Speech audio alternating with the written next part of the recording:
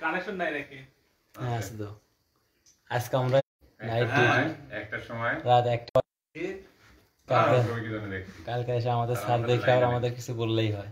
শুভ দেখনে কে potash করে কোন করে আমি দিলেই স্যার হয় রে যদি ভাই এই ভাই বলবে প্রতিদিন খাস এই আপনাদের ভিডিও হচ্ছে লাইভ হচ্ছে কিন্তু এটা সমস্যা নাই ঠিক আছে।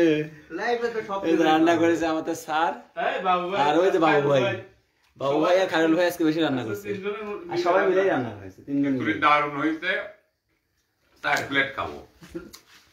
বাবু ভাই খায়রুল ভাই কিছু বলেন খিচুড়িতে 4 প্লেট খাবো 4 প্লেট আপনাদের হোটেলে 4 প্লেট অলরেডি লিসেনই আপনি প্লেটে এরকম 4 প্লেট খাবো ভাই আপনার অনুভূতিটা একটু বলেন দর্শকদের। স্যার ভাই একটু অনুভূতিটা সবাইকে বলেন।